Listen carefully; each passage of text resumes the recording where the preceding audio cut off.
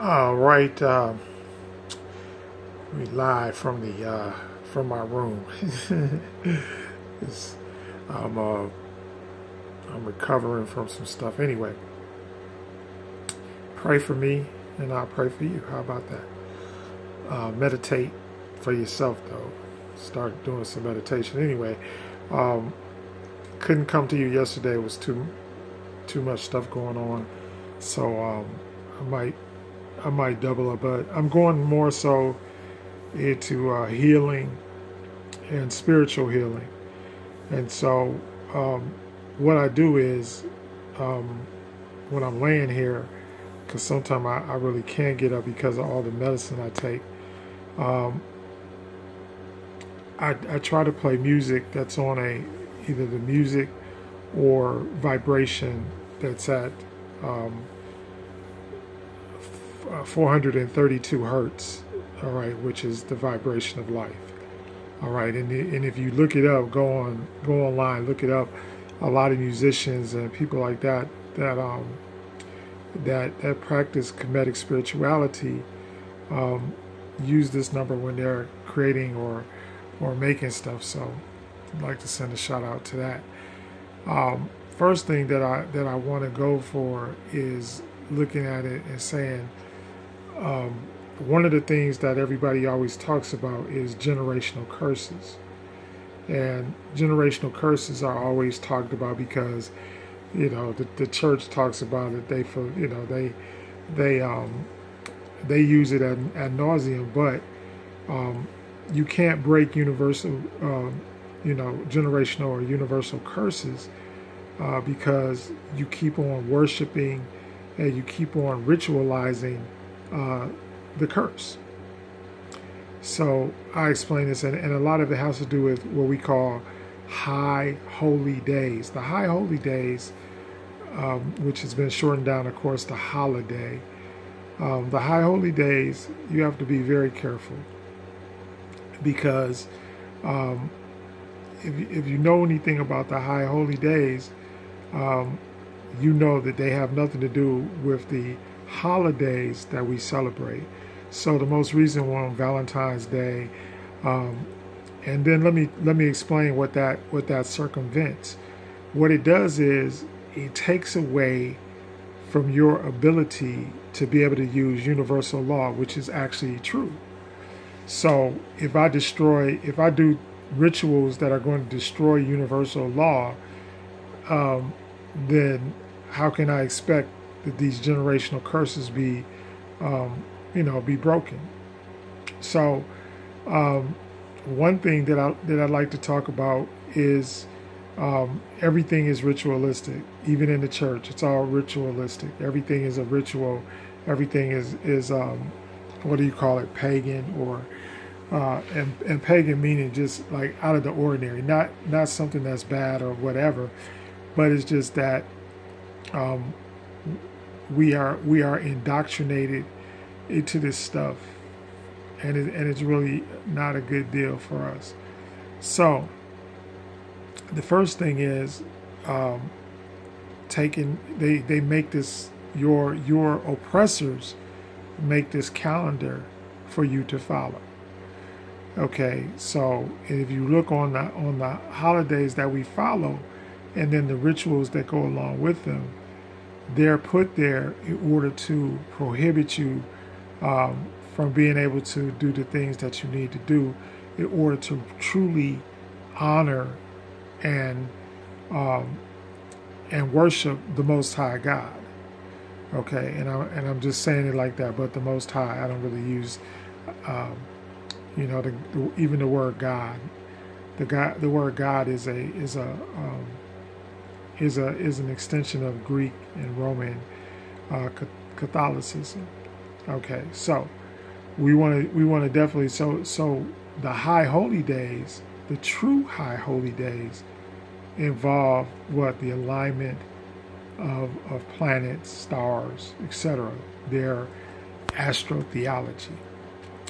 And like I always tell everybody, the Bible, the Quran, they're books of astrotheology. So what they're doing, and you can look up Some of these people, Noble Drew Ali, C. Freeman L., even down to latter day, truly latter day people, saints or whatever, Bobby Hemmett, etc. Most of these people have transitioned into the universe. I'm sorry, have transitioned into the universe. All right. So you got to look at it from the standpoint, the high holy days were meant to line up with what? They're meant to line up with the stars, meant to line up with the planets, the moon, etc. And so these other ritualistic days are days that are filled with things that are not in honor of the of the Most High God.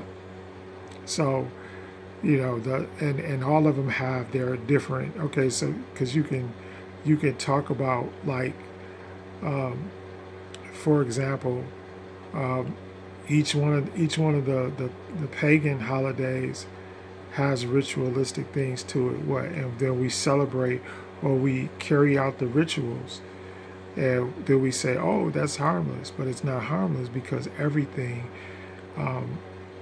is on a spiritual level. What's my favorite one? That says, one of my favorite ones is why are you afraid of the spiritual realm when that's where you are and that's where you're going? But religion has taught us to be afraid of spirituality. So you look at something like Valentine's Day, or even down to St. Patrick's Day, and all these days, President's Day, et cetera, and even the, if you look at the monuments and all the stuff that they have out here, all of it is ritualistic. So when they started talking about taking down Confederate monuments and Confederate statues and all of these things are ritualistic. That's why they were that's what they were put up. So I could go there, in the Bible, you would call them idols. That's what they are. And then you go so that you will be reminded that every time you pass this idol, or every time you go in front of this idol, you understand that you're doing a ritual and you're doing worship. All right, and especially on the mall in D.C., you have the obelisk, you have the all of that stuff. Abraham Lincoln Memorial, Abraham Lincoln sitting in a chair, looking like what? Looking like the the sphinxes in Kemet.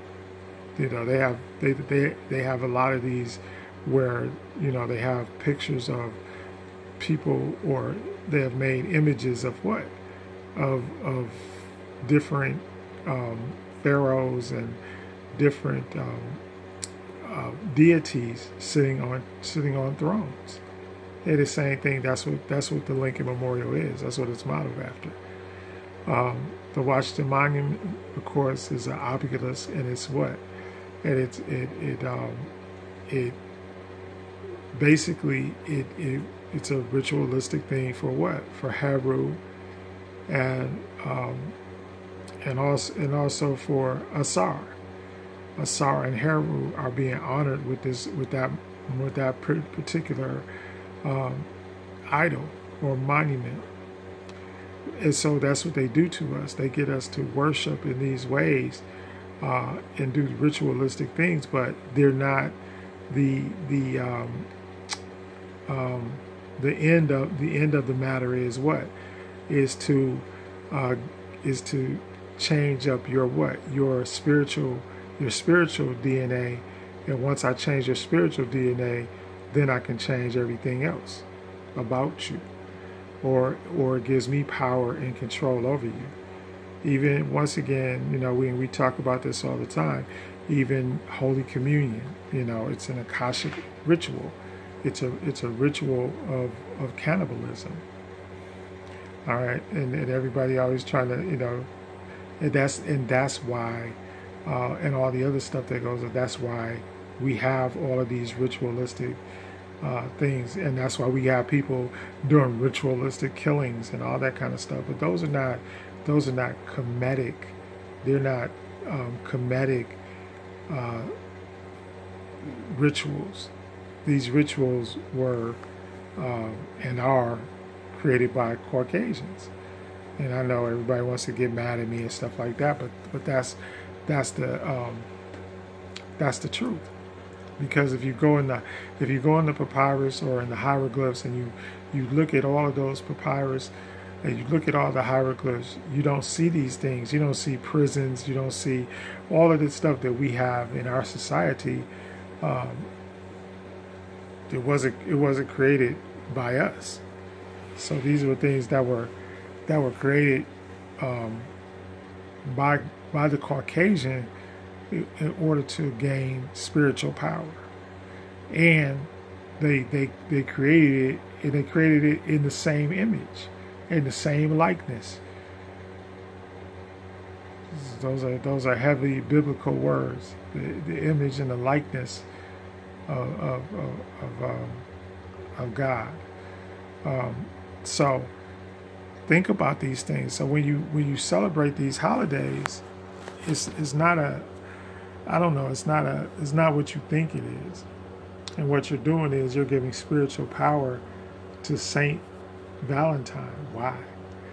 And if you know he was, if you read all the stuff about him, or he's a rapist and a murderer and all of this stuff, and and he's committing lewd and lascivious acts against young women.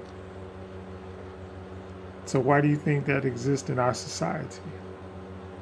It exists in our society because we worship and we honor those rituals. And you can't keep on worshiping and honoring rituals and expect for nothing to happen spiritually in the spiritual world. So, and then the other thing is I have to bring up the concept of parallel universes. That there are things that are going on, all over the universe, and maybe also things that are not going on even in our universe. So please just listen to this stuff. And then the other thing is real quick, and I'll do another teaching on this, but real quick, because I'm running out of time. But your whole life can be laid out through astrology and astrotheology. Cause you to make less mistakes. Why? Because if I do my chart when I'm born, if I do my astrological chart when I'm born, and I do my astrological chart when I pick a mate, then I could pick the right mate without leaving all this stuff to chance or all this stuff that people tell us about choosing a mate. It's very true. Anyway, I gotta go. I'm running out of energy, and I'm running out of time. But I love you all, and please think about these things, and I'll come up with another video soon. All right, hit the like button, hit the subscribe button.